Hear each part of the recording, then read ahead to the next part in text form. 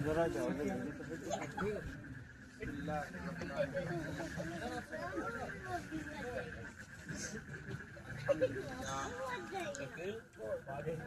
لله نحمده ونستعينه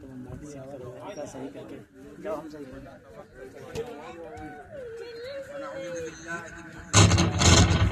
من سيئات أعمالنا من يهده الله فلا مضل له ومن يضلل فلا هادي له ونشهد أن لا إله إلا الله ونشهد أن سيدنا وسندنا ومأوانا وملجانا محمدا عبده ورسوله أما بعد فأعوذ بالله من الشيطان الرجيم بسم الله الرحمن الرحيم إنا نحن نزلنا الذكر وإنا له لحافظون صدق الله مولانا العظيم.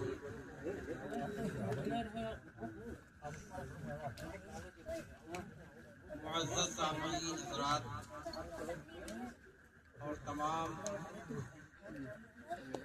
نوجوانوں بزرگوں ساتھیوں، اللہ تبارک و تعالیٰ کا بہت بڑا کرم ہوا کہ رب العالمین نے ہم سب کو نماز کی حالت میں اللہ نے اپنا کلام قرآن کریم پڑھنے کی اور سننے کی اللہ نے توفیق عطا کی. یہ اللہ کا بہت بڑا انعام ہے، اللہ کا بہت بڑا کرم ہے. اتنا بڑا انعام ہے ہم سوچ نہیں سکتے. اور اللہ کی نعمتوں کا معاملہ تو یہ ہے کہ ہم اور آپ پر، سارے مسلمانوں پر، سارے انسانوں پر اللہ تبارک و تعالیٰ کی نعمتیں بارش کی طرح نازل ہو رہی ہیں. ایک مرتبہ یہ کہا جا سکتا ہے کہ آسمان سے نازل ہونے والے قطرات کا تو شمار نہیں، لیکن اللہ کی نعمتوں کا کوئی شمار نہیں. وَإِن تَعُدُّوا نِعْمَتَ اللَّهِ لَا تُحْصُوهَا، اللہ نے قرآن کے اندر بیان کیا کہ ہماری نعمتیں اتنی ہیں کہ اگر تم ہماری نعمتوں کو شمار کرنا چاہو تو شمار نہیں کر سکتے. تو اللہ کی نعمتوں کا معاملہ یہ ہے کہ اللہ کی بے شمار نعمتیں ہیں. مثال کے طور پر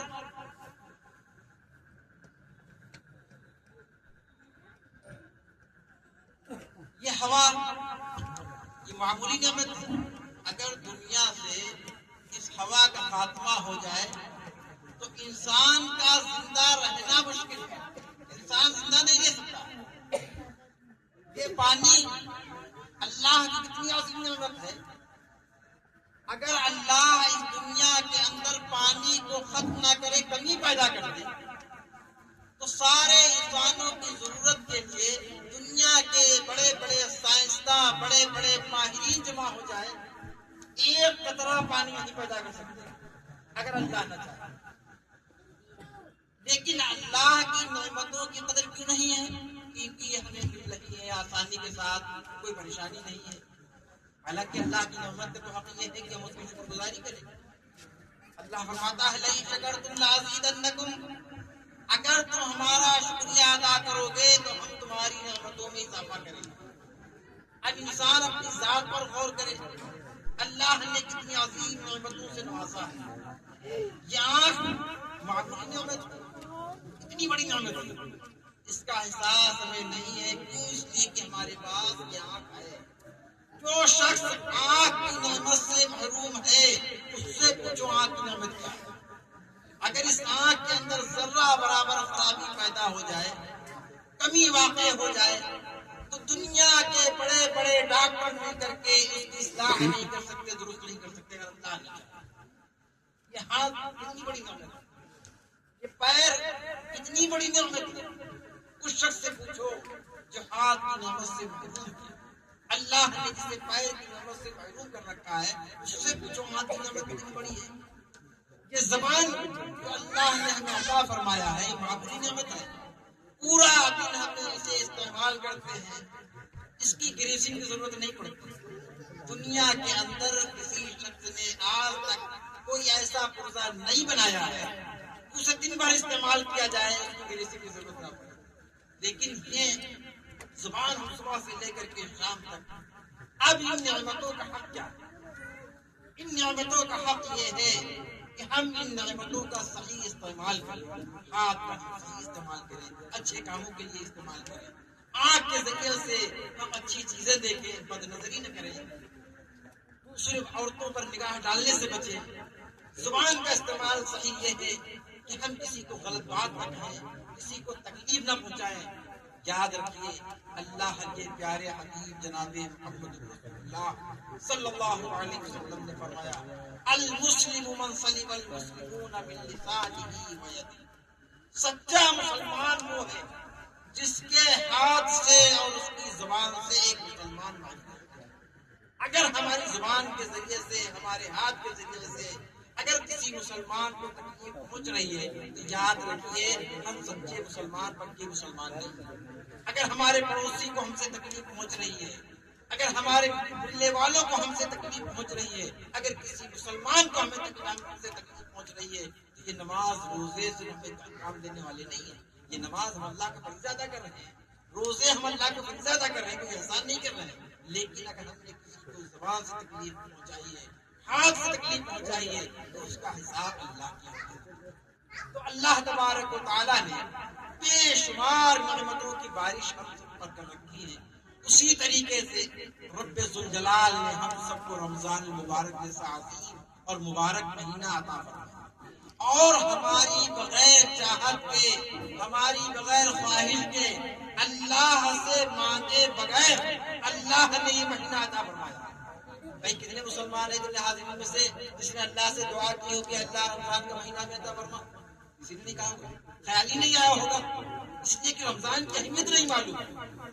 اللہ کے پیارے حبیب جناب محمد رسول اللہ صلی اللہ تعالی علیہ وسلم رمضان سے 2 مہینہ پہلے حضور روزے کے مہینے کے پانے کے لیے، رمضان کا مہینہ پانے کے لیے دعا کرنے لگتے تھے اور کہتے تھے اللہم بارک لنا فی رجب و شعبان وبلغنا رمضان، کہ اے اللہ ہمیں رمضان مبارک کا مہینہ.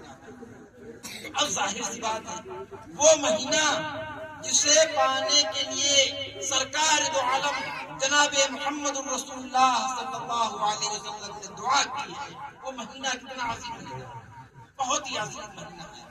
اس مہینے کی برکت کے سلسلے میں، عظمت کے سلسلے میں اگر بیان کیا جائے بہت کافی ہے.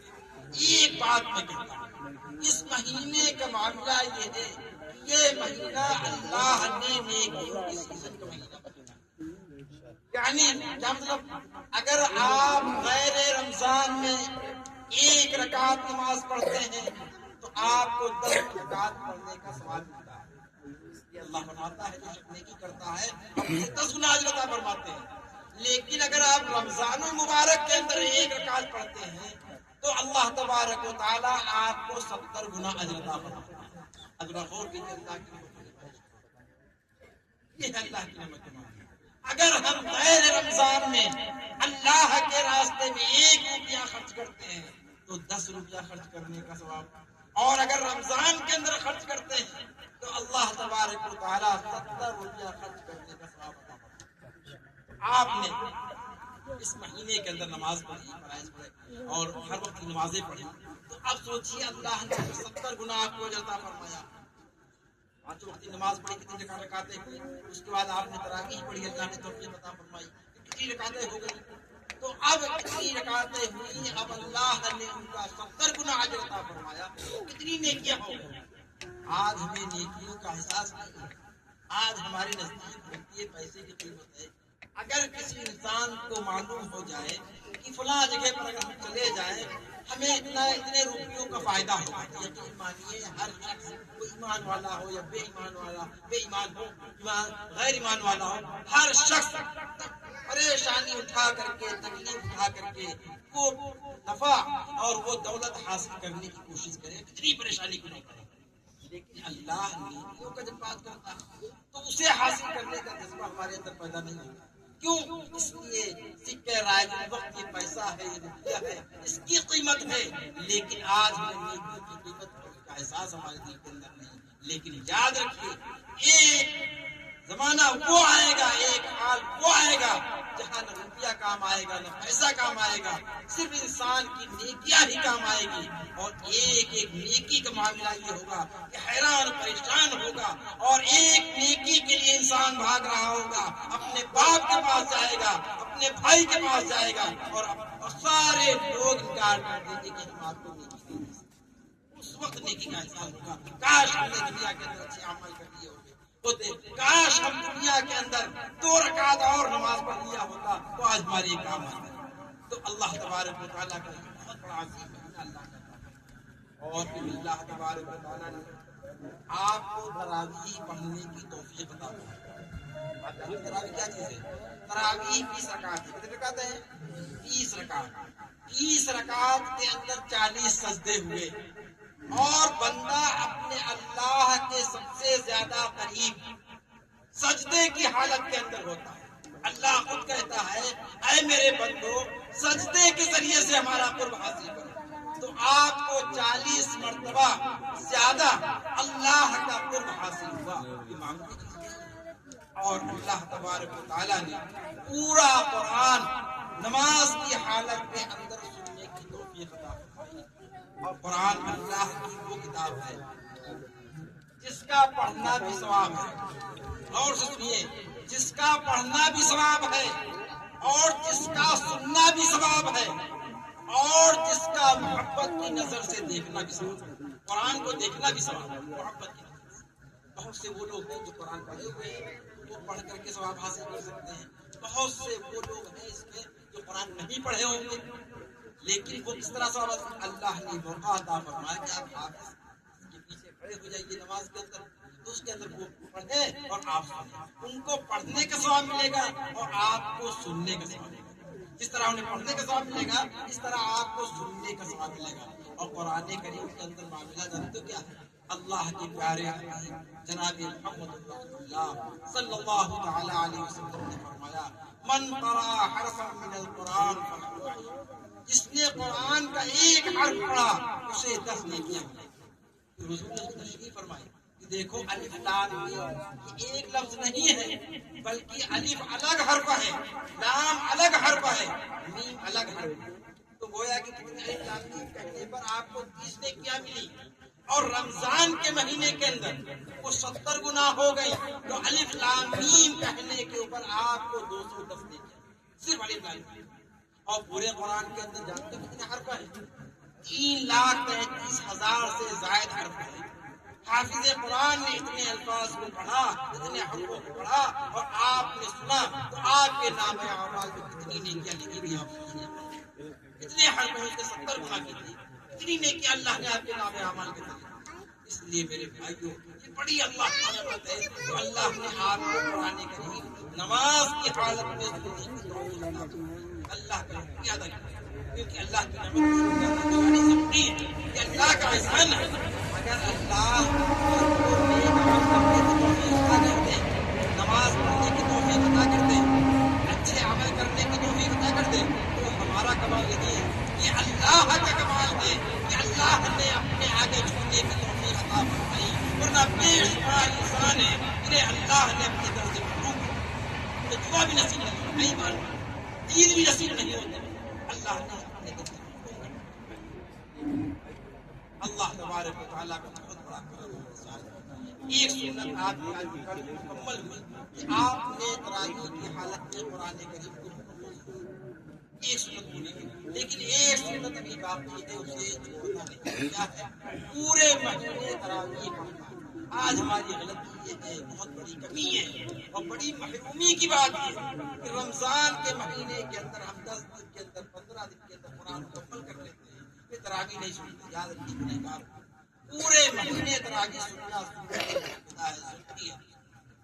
اب اگر آپ نہیں آ سکتے ہیں مسجد سفر کے اندر تو پڑھ لیجیے. اگر کہیں گھر سے کاروبار میں دیر سے آئے گا تو پڑھ لیجیے. اللہ ترکے جو ہے 10 صورتیں چھوٹی چھوٹی سب کو یاد ہوتی ہیں، پڑھ لیجیے آسانی کے ساتھ. اور ایک بات اور کہہ رہا ہوں، قرآن کو اپنا مشغلہ بنانا. روزانہ یہ عہد کیجیے کہ انشاءاللہ ہمیں اپنے گھر کے اندر روزانہ قرآن کریم صرف رمضان کے اندر نہیں، مسجد میں موقع نہیں ہے، فجر کے بعد چلے گئے، آپ کے جاننا تھوڑی دیر پڑھ لی، اتنا موقع ہے آپ کو، 2 صورتیں 3 صورتیں، اللہ آپ کے گھر کے اندر برکت نازل۔ آج انسان پریشان ہے کہ ہمارے گھر کے اندر برکت نہیں ہو رہی، اللہ پریشانی ہے، آج کیسے برکت نازل؟ ہمارے وہ گھر جہاں سے صبح قرآن کریم کی تلاوت کی آوازیں آیا کرتی تھی، آج گانے بجانے کی آوازیں آ رہی، اللہ کی برکت کہاں سے پہنچ؟ اور میرے بھائیوں یاد رکھیے، قرآن کریم حاصل کرنے کی کوئی عمر نہیں۔ بہت سے لوگ ایسے ہوں گے جن کو قرآن کریم کی ایک صورت بھی نہیں یاد ہوگی، اور بہت سے لوگ ان کو 2 4 یاد ہوگی۔ میں اس سے کہوں گا جنہیں پورا قرآن دیکھ کر کے پڑھنا آتا ہے وہ تو پڑھے، جنہیں نہیں پڑھنا آتا ہے وہ سیکھیں، سیکھنے کی کوئی عمر نہیں ہوتی۔ اللہ کے رسول صلی اللہ تعالی علیہ وسلم پر قرآن کس عمر میں نازل ہوا؟ جب حضور 40 سال کے، تو صحابہ حضرت صدیق اکبر کی عمر 40 سال سے زیادہ ہو چکی تھی، بہت سے صحابہ 40 سال سے زیادہ ہو چکے تھے، تو ان صحابہ نے قرآن کو کب سیکھا؟ 40 سال کے بعد سیکھا ہے۔ اس لیے میرے بھائیوں، اگر ہم نے قرآن نہیں پڑھا ہے، پورا قرآن نہیں پڑھ سکتے ہیں، نہیں سیکھ سکتے ہیں، تو چند صورتیں ہی سیکھ لیں تاکہ ہم نماز کے اندر بھی پڑھ سکیں اور ہم اپنے گھر کے اندر برکت کے طور پر پڑھ سکیں اور اپنا تعلق قرآن سے پیدا کریں، کیونکہ جس چیز کا تعلق قرآن سے پیدا ہو جاتا ہے وہ چیز باعث برکت ہو جاتی ہے، وہ چیز باعث عظمت ہو جاتی ہے۔ ایک مثال سمجھیے، اگر آپ راستے سے گزر رہے ہوں، جا رہے ہوں، اور آپ کو راستے کے اندر بہت قیمتی کپڑا پڑا ہوا مل جائے تو آپ کیا کریں گے؟ اسے اٹھائیں گے؟ جی کوئی نہیں، بلکہ گزر جائے گا، بہت سے لوگ اس کے پیر رکھ کر جائیں گے، کوئی نہیں۔ لیکن ایک ایمان والا اور مسجد کے قریب سے گزرے گا اور اسے نظر آ جائے کہ قرآن کا غلاف پڑا ہوا ہے تو مومن فوراً تڑپ جائے گا، اسے اٹھائے گا، چھاڑے گا، پوچھے گا اور اونچی جگہ پر۔ یہ مقام اسے کیوں ملا؟ قرآن سے تعلق کی وجہ۔ آج ہم غریب غربا دنیا کے اندر کیوں رہے؟ ہم نے اپنے تعلق کو قرآن سے منقطع کر دیا ہے، توڑ دیا ہے۔ آج مسلمانوں نے اپنا تعلق قرآن سے کیا اور قرآن کی اہمیت ہمارے دلوں کے اندر کیوں نہیں ہے؟ اس لیے کہ قرآن کے لیے ہمیں محنت نہیں کرنی پڑی، کوئی مشقت نہیں اٹھانی پڑی۔ مجلد قرآن کا جلد کے اندر بنایا ہوا حافظ جی نے پڑھا دیا، ہمارے بچوں نے، ہم نے پڑھ دیا۔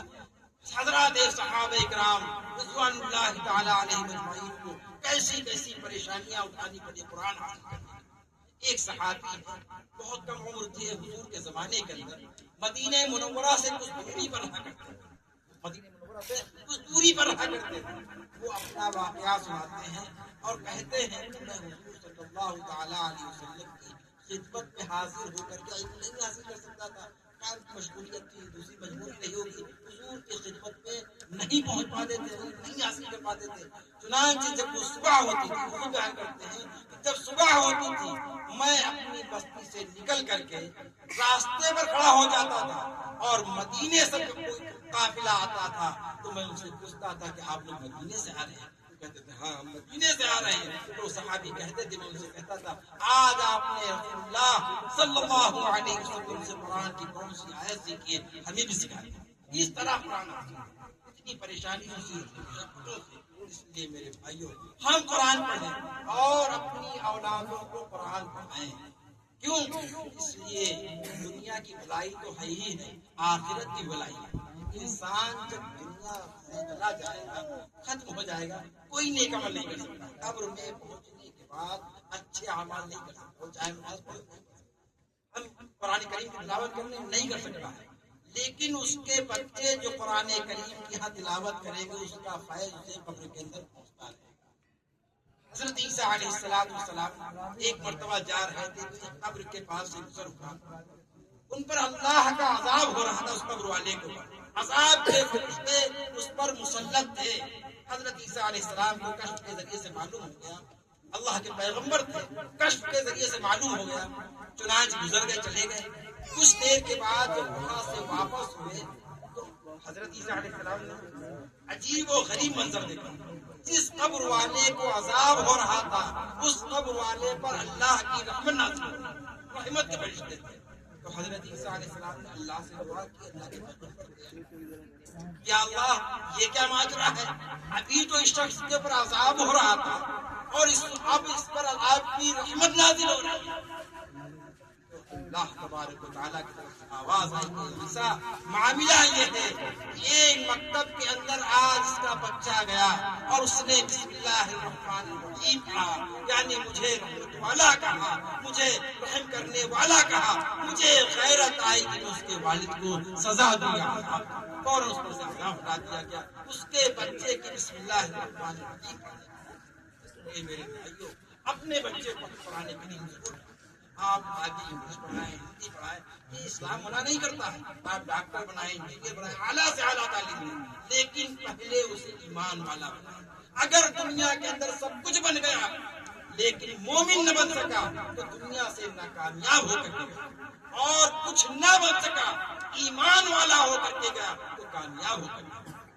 ایک بزرگ جا رہے تھے، چند نوجوان کھڑے تھے، اور نوجوانوں کے اندر اکثر ایسا ہوتا ہے کہ کسی بوڑھے انسان کو دیکھتے ہیں تو مسخرہ پن آ جاتا ہے، ہنسی مذاق کا جذبہ ان کے اندر پیدا ہو جاتا ہے۔ چنانچہ اس میں ایک نوجوان شخص نے ان بوڑھے شخص کی طرف توجہ کرتے ہوئے متوجہ ہو کر کے کہا، ذرا یہ بتاؤ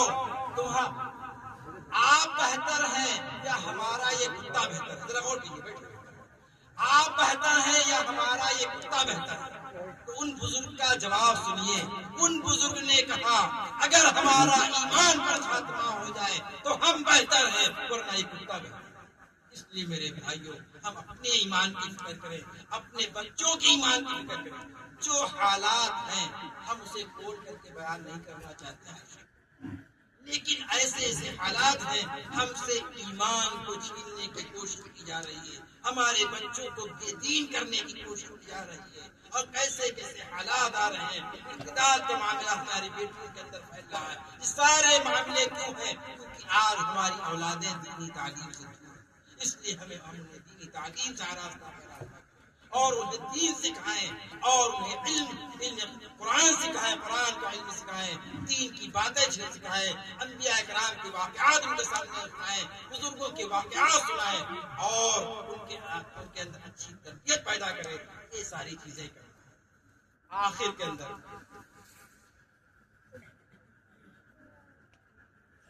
میں آپ لوگوں سے ایک بات اور کہنا چاہتا ہوں، آپ کہیں نہ ہوں، رمضان کا مہینہ ہو یا غیر رمضان کا مہینہ ہو، اس رمضان کے اندر ضروری نہیں کہ ہر حال میں کوشش کریں، ہم گھر پہ ہوں یا سفر پہ ہوں، ہر جگہ ماشاءاللہ مسجدیں ہوتی کہ انشاءاللہ ہمیں 5 وقت کی نماز ضرور عہد کریں گے، ہر مومن ہر ایمان والا عہد کرے کہ انشاءاللہ پوری زندگی ہمیں 5 وقت کی نماز پڑھنا ہے۔ سب سے زیادہ اللہ کی نصرت اور اللہ کی مدد نماز کے ذریعے سے آتی ہے۔ حضرات صحابہ نے بڑے بڑے معرکے نماز کے اندر دعا کر کے حل کر دیا۔ قادسیہ کا معاملہ ہو یا بڑے بڑے فتوحات کا معاملہ ہو، 2 رکعت نماز پڑھی، اللہ سے مانگا اور فتح حاصل ہو گئی۔ تو نماز جہاں کہیں بھی ہو انشاءاللہ نماز ضرور پڑھنا ہے، اور صبح اپنے گھر سے نکلنے سے پہلے اپنے گھر کے اندر قرآن کریم کی تلاوت ضرور کرنا ہے۔ ایک سورت یاد ہو تو ایک سورت پڑھیں، 2 سورت یاد ہو تو 2 سورت پڑھیں۔